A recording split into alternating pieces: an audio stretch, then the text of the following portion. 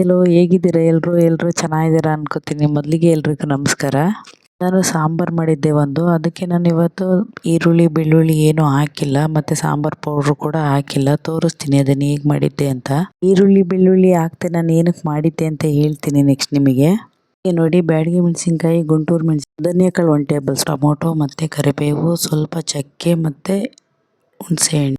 ಇಷ್ಟನ್ನು ನಾನು ಖಾರಕ್ಕೆ ತಕ್ಕನಾಗಿ ನೋಡಿ ತೊಗೊಳ್ಳಿ. ನಾನಿದು 15 ಜನಕ್ಕೆ ಸಾಂಬಾರು ಆಗೋವಾಗ ಮಾಡ್ತಾ ಇರೋದು.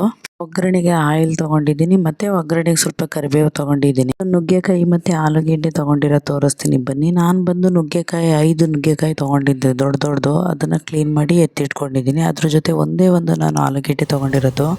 ಪಾತ್ರೆ ಇಟ್ಟು ಆಲ್ರೆಡಿ ನಾನು ಒಗ್ಗರಣೆ ಮಾಡ್ಕೊಂಡಿದ್ದೀನಿ. ಅದಕ್ಕೆ ಫಸ್ಟ್ ನುಗ್ಗೆಕಾಯಿ ಹಾಕ್ಕೊಂಡಿದ್ದೀನಿ. ಆಮೇಲೆ ನಾನು ಮಸಾಲೆ ಹಾಕ್ತಾ ಇರೋದು.